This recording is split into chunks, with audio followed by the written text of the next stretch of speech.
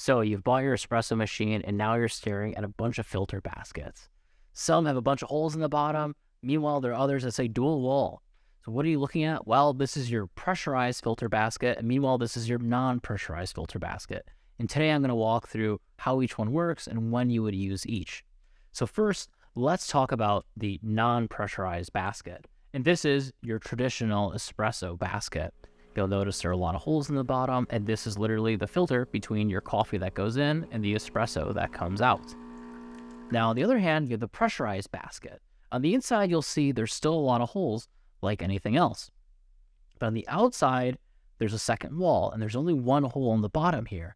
And you can definitely tell if you hold this up to the light, you'll only see the light coming through one little hole in the exterior versus a non-pressurized basket, you can clearly see through it.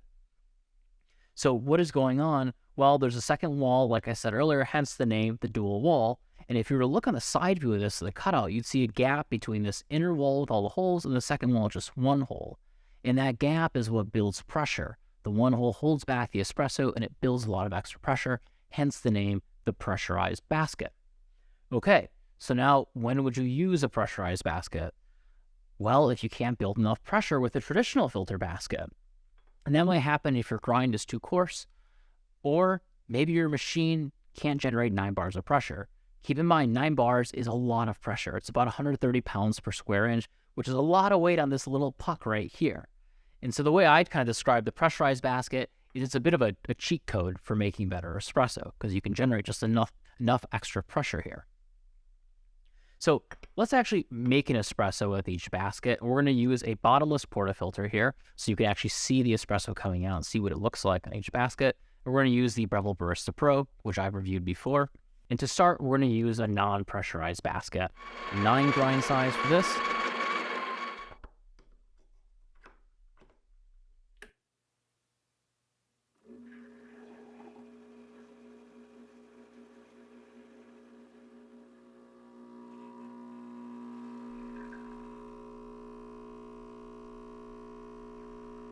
Okay.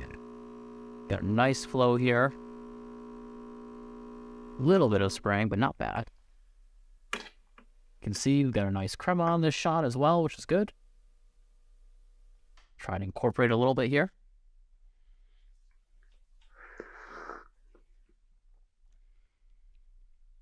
Tastes like espresso. Like I said, traditional filter basket, non-pressurized, good range of flavor, nothing to complain about here. Now let's use a pressurized filter basket.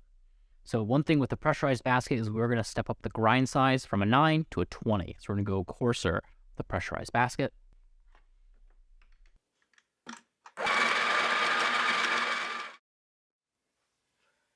Now this will be interesting.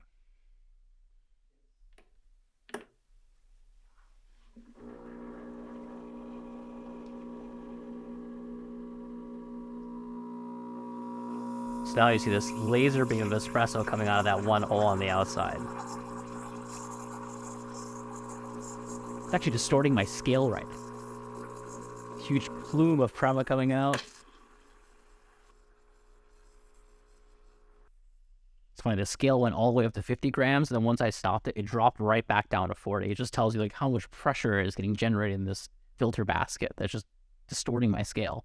And you see this big plume, this cloud of crema that comes out. Side by side, you could actually tell just from looking at the top that the non-pressurized crema is a lot thicker, more mousse-like. You can almost tell the texture is higher than the pressurized basket. Which, like I said, it kind of disappears pretty quickly. It's almost like a bit of a pseudo crema. And even when I stir it, I can actually almost already see the espresso underneath. As far as taste, it's a little bit more sour, a little more watery, I would say. The non-pressurized basket was a little more like the whole milk or even like a cream, and this is more like it's like a 2%. But honestly, it's not bad. It's really I don't feel bad about saying that at all. That it's okay. It's not a bad espresso at all. It actually reminds me of the original espresso machines, which I still have one at home and I do use from time to time. And a little thinner, but still has decent range of flavor. Like I said, a little more sour, a little bit sharper is how I would describe it, but not bad. Okay, so now that we reset, it's kind of interesting to talk about now when you use each basket. So one interesting thing is that before we shot this, we actually tested a lot of different grind sizes here.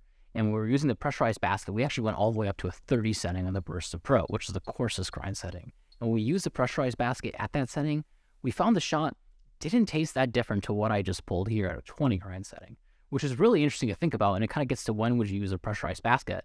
Well, I just say I think I'd use it for a beginner because it's a lot more forgiving. The fact that you can use 10 different 10 steps of grind settings on this machine and still get a somewhat similar drink is pretty surprising. For example, we did actually use a non-pressurized basket at a 30 grind size, and it was a mess. Literally espresso sprayed everywhere, there was no crema, and the shot did not taste good. But the fact that you can do that on a pressurized basket does tell you something. It's a lot more forgiving. So I think there are people out there who will scold anyone that uses a pressurized basket and say, oh, you shouldn't use that, only go to non-pressurized. Here on our channel, we try and be a lot more accessible. We realize that making good espresso takes time, it takes practice, and this is a good way to help you learn. It's a lot more forgiving if you can't get the exact right grind size or you don't have the exact right machine. And so I think if you're a beginner, it's good to start on this. And after a few weeks or months, you'll start to notice you're getting a lot more consistency. And once you do that, I do recommend jumping to this non-pressurized basket because it will unlock a lot more range of flavor and it'll just kind of extend your learning curve on espresso a lot more. So I hope that helps. And if you want more information, you can read our blog post, which is linked in the description below. And if you did enjoy this video, hit like or subscribe as it really helps support our channel.